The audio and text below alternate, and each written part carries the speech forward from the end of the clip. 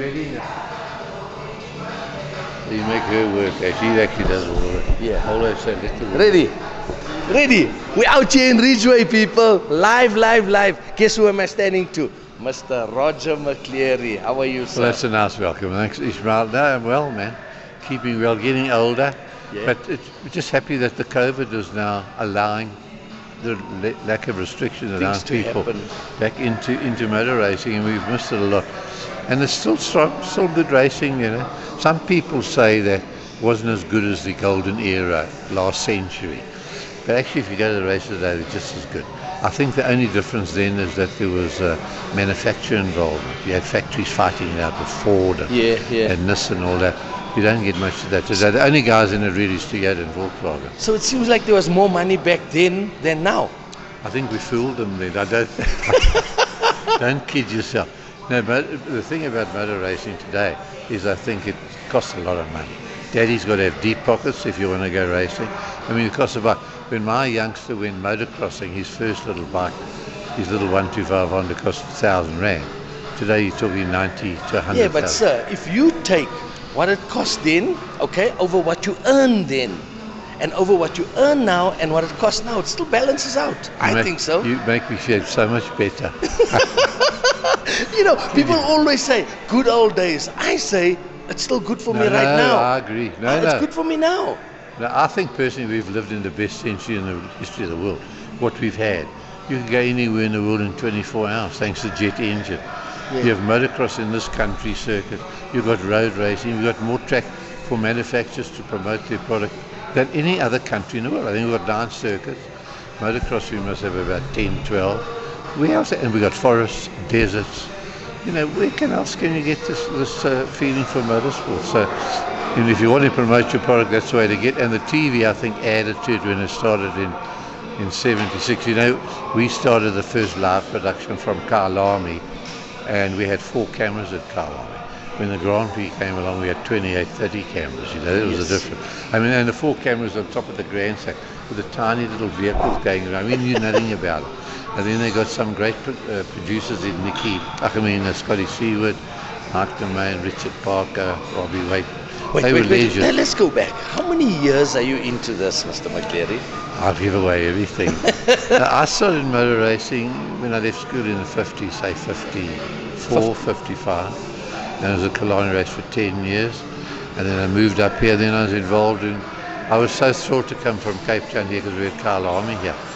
And getting involved with Kyalami in organising committees and commentate. I think I commentated from 1969 till 2010. Your voice then and your voice now. If I listen to the TV, I can just place you anywhere. It's terrible though. It's not. It sounds like sorry people, but I come from the Cape Flats.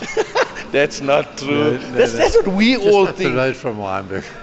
That's what we think, but we actually don't know what other people think. No, we don't. And it's actually not our business what they think at the end of the day. No. Do we care? But listen, the other thing, we had a great commentator there, but he was a tennis umpire, Robert Langford. He started the better commentating in the world. Before the old days, it used to be, here they come and there they go. And Robert Langford laid down laws. You had to do your homework. You knew everybody in a car. You could recognize them from a distance. So then we got to TV, and you had to do it. I mean, they were going live telly, so you couldn't make mistakes. And I think we helped promote motorsport through radio first of all, and then on the TV, on the road racing and motocross. We were unique in the world with Robbie Waite. We did live rallies. We'd go in the mountains down in the Free State, and there are some mountains down there.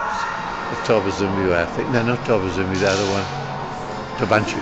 And anyway, I mean, and it came over live on a Saturday. Nobody else had ever done in the world, and the rallying was. And Robbie Waite organised, and then we were nearly live. We used to have a helicopter bringing us tapes in from all the cameramen. It was a wonderful day. So to me, it's been a great.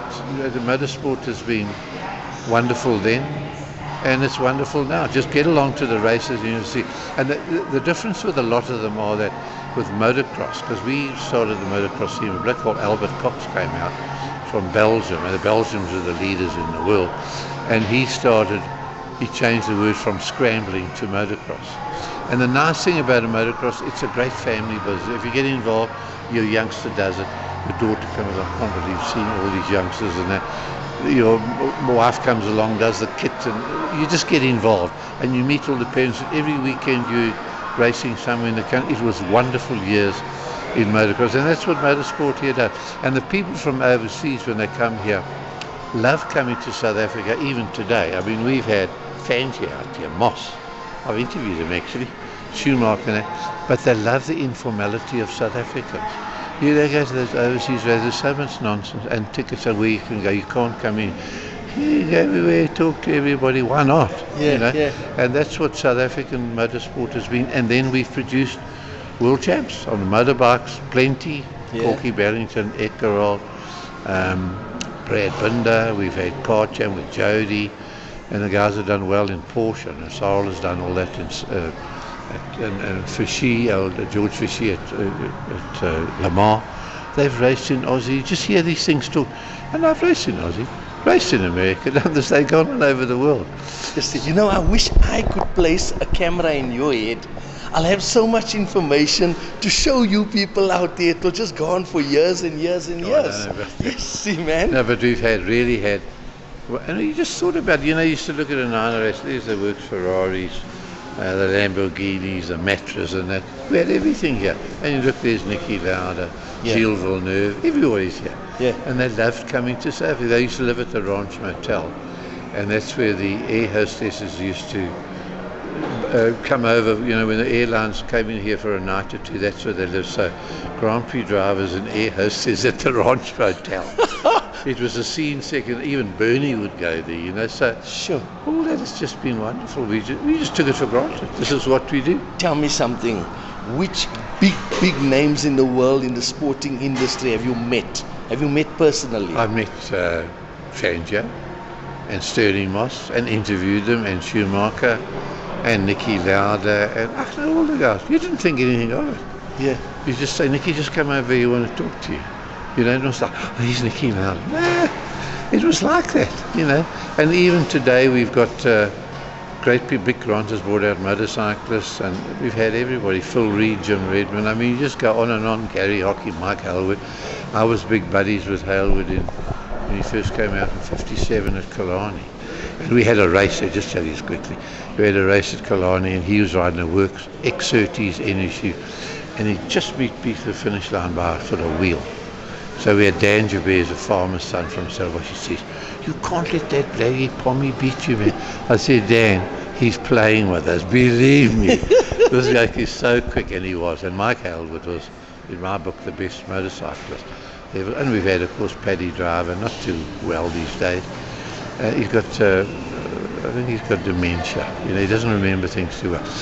But we've had great people, and they've sold South Africa overseas. But you know what, you talking like that. When you walked in here, the first thing I said to my daughter, there's Uncle Roger McCleary. Uncle Roger. You see? Yeah. Oh, Great-grandfather Roger now. There we go. Yeah, you know. No, but you know, you don't do it for that. You do it because you love to promote the sport, which we did. And it was just wonderful days. And you met wonderful people, the Francis Tuckers, you got Carl Army going, Alex Blicknote and all that type of thing.